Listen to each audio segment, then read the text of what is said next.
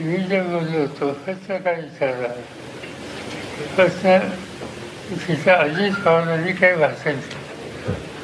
त्यांच्या भाषणात त्यांनी सांगितलं की मला निवडून दिलं, मला म्हणजे त्यांना स्वतः निवडून दिलं, ताईंना निवडून दिलं, आता सुनेला निवडून द्या.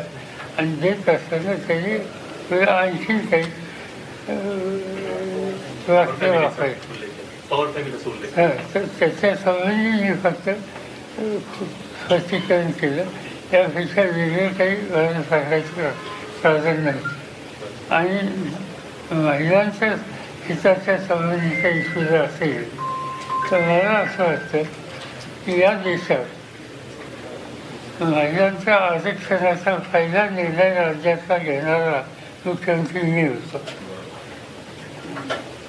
शासकीय सेवेमध्ये त्यांना एक विशिष्ट आरक्षण द्यायचा निर्णय माझा होता. मला केंद्र सरकारमध्ये मी संरक्षण मंत्री असताना तिन्ही दलामध्ये मुलींना सहभागी करून घ्यायचा निर्णय माझा होता.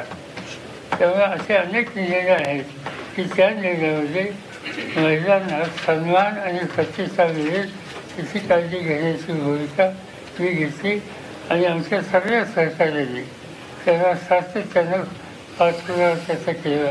आणि हे झाल्यामुळं आम्हाला लोकांचे या महिलांच्याकडे बघायचा दृष्टिकोन किती समंजसपणाचा आणि पाठपुरावा करण्याचा आहे हे स्पष्ट होतं. त्यामुळं कारण नसताना एखाद्या शब्दावरने त्याची वेगळं वाचन तयार करायचा प्रयत्न कोणी केला तर तो काही फार दिवस टिकला नाही. साहेब, अजित पवारांनी असा आरोप केला होता की विजय शिवतारे ज्यावेळेस उभा राहणार होते त्यावेळेस आरोप केला होता अजितदादांनी की त्यांना शिवतारेंना रात्र फोन करायची की तुम्ही उभा राहा म्हणून. त्यांचा आरोप आपल्याकडे होता. ठीक आहे, समजा असेल आम्हाला एखाद्या मुलीला फायद्याचं असेल तर त्याला मी जर प्रेमाने सांगितलं तर त्याच्यात काही चुकीचं आहे. साहेब, महाराष्ट्रामध्ये सध्या तुमच्याविषयीचं वातावरण खूप इमोशनल आहे. विशेषतः कालच्या मोहिते पाटलांच्या प्रवेशानंतर सुद्धा वातावरण खूप बदलले. तुम्ही सुद्धा असं सगळं पाहताना महाराष्ट्रामध्ये इंडिया आघाडीला किती जागा मिळतील असतो? आज सर्वसाधारण मी हे बघतो मागच्या वेळेला आम्हाला लोकांना सगळ्या मिळून आम्हाला म्हणजे सगळ्या विरोधकांना सगळ्या मिळून 5 किंवा 6 जागा मिळायच्या. 4 आम्हाला लोकांना मिळाली, 1 काँग्रेसला मिळाली 5 आणि 1 या विदर्भाची MIM 6 जागा या संबंध राज्यात मिळाल्या होत्या. यावेळेला हा एकंदर जागेच्या 60% 70% जागा मिळाल्या तर मला आश्चर्य वाटणार नाही. हा मूळ वाद दिसतो सगळीकडे. विशेषतः विदर्भामध्ये विदर्भ हा गेल्या अनेक वर्षाचा आमचा अनुभव आहे की हा ट्रॅडिशनली काँग्रेसचा इंदिरा गांधींचा पासून सातत्यानं काँग्रेसचा सफल करणारा विभाग. अलीकडच्या काळामध्ये चित्र बदललं होतं. तर आत्ता आमचं अभिनय असं आहे की जी एकंदर राज्यात आम्हाला सगळ्यांची परिस्थिती सुधारली त्याच्यामध्ये विदर्भाचा काँग्रेस पक्षाचं चित्र हे अधिक अनुकूल होईल आणि त्याचा परिणाम हा एकंदर राज्यावर दिसेल.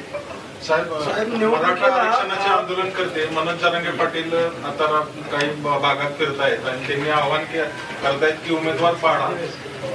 कुठल्याही पक्षाचे पाडा म्हणतात, पण त्यांचा एक मुद्दा येतोय की ज्यांनी लाठीचार्ज केला आपल्या आई बहिणीची डोकी फोडली त्यांना ते लक्षात घेऊन मतदान करा. तर त्या आव्हानाचा काय फरक पडेल राज्यात असं वाटतंय?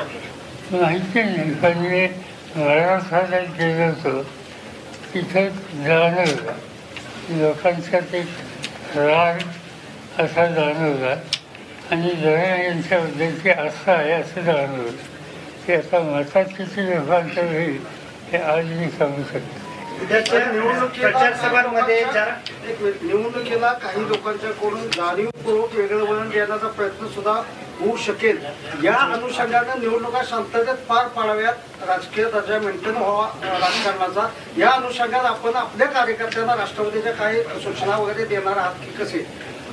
सूचना आम्ही आघाडी म्हणून निवडणूक करतो आणि आघाडीच्या नेतृत्वांच्या ज्या बैठका झाल्या त्या सगळ्या बैठकांमध्ये विशिष्ट कार्यक्रम आणि एक निश्चित अशा प्रकारचं उद्दिष्ट हे ठेवून निवडणुकीला सामोरं जायचं आणि ते जात असताना सगळ्यांनी सामूहिक प्रयत्न करायचे हे सूत्र आम्ही सगळ्यांनी स्वीकारलेलं आहे आणि त्या पद्धतीने आमचा निवडणुकीचा अप्रोच असेल. जरांगे पाटील उद्या तुमच्या स्टेजवर दिसू शकतील का? माझी त्यांची काही फारशी ओळख नाही आणि मी सगळीकडे फिरत असतो, मला माहिती नसते. मी त्यांना एकदाच भेटलो. सुरुवातीला त्यांनी आंदोलन सुरू केलं, उपोषण सुरू केलं तर त्यांचा प्रश्न समजून घेण्यासाठी पुन्हा माझी त्यांची भेट नाही.